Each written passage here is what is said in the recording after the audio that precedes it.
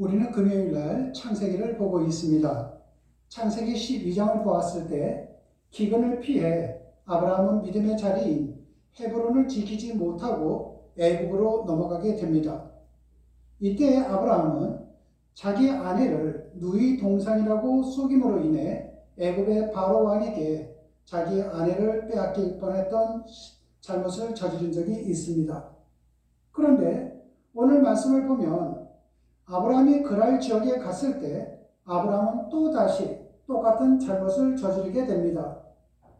이때 그랄 지역의 왕은 아비멜렉이었는데 자기 아내를 누이라고 또 속인 것입니다.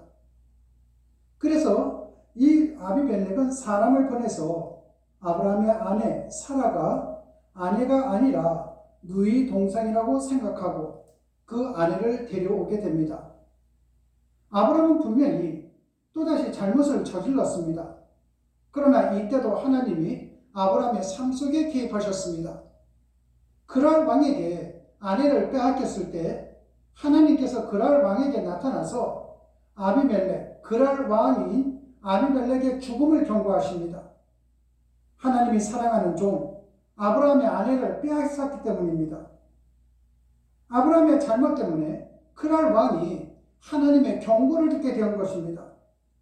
여러분, 그랄 왕은 아내를 빼앗아 온 것이 아니지 않습니까? 그랄 왕의 실수는 아브라함의 거짓말 때문이었습니다. 그랄 왕의 잘못이 아니었습니다.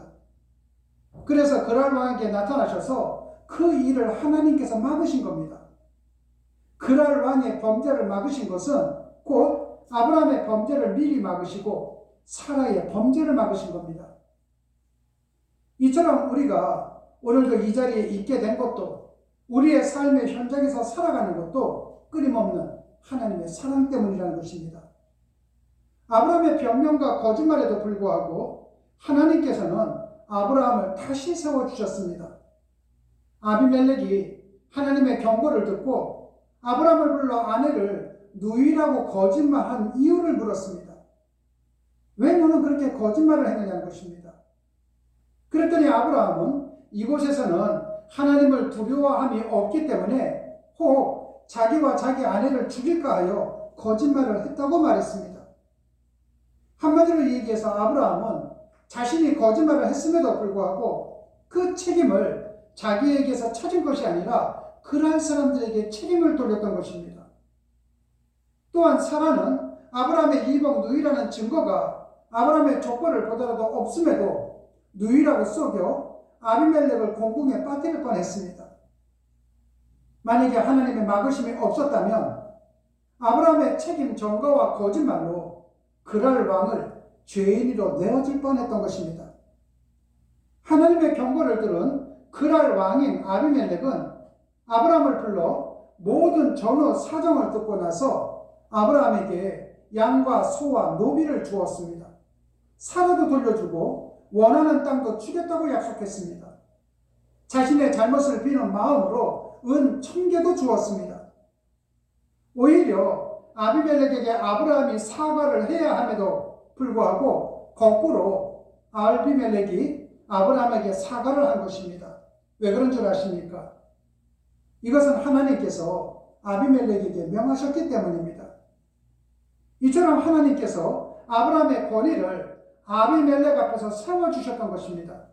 그랄에 빠진 아브라함을 하나님은 더 큰 사랑으로 그를 바로 세워주셨던 것입니다. 여러분, 이처럼 하나님께서는 여러 가지 방법으로 사랑하는 자를 깨우고 계십니다. 고통과 환난을 허락하심으로 깨닫기도 하시지만 우리 속담에 미운 자식에게 떡 하나 더 준다는 말이 있듯이 때로는 하나님을 믿는 백성들이 잘못했음에도 불구하고 더 큰 사랑으로 징계가 아닌 징계를 내리실 때도 있다는 것을 깨달으셔야만 됩니다. 이제 말씀을 정리하겠습니다. 하나님께서는 하나님을 믿는 자들을 포기하지 않으십니다. 항상 우리에게 깨우침을 주십니다. 때로는 징계로, 때로는 사랑으로 우리가 깨닫기를 원하십니다. 여러분들이 어떤 상황 속에 있든 언제나 잊지 말아야 할 것은 하나님은 나와 함께 하신다는 것을 잊지 않는 여러분 모두가 되시기를 주님의 이름으로 축원합니다. 기도하시겠습니다. 하나님 아버지 감사합니다. 우리가 벌을 받아 마땅한 인간이지만 더욱 사랑의 은총을 베풀어 주심을 정말로 감사를 드립니다.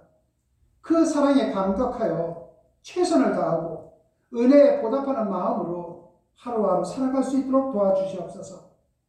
책임 전가와 거짓으로 자기의 잘못을 모면하려 했던 아브라함의 모습 속에서 우리의 모습을 발견합니다.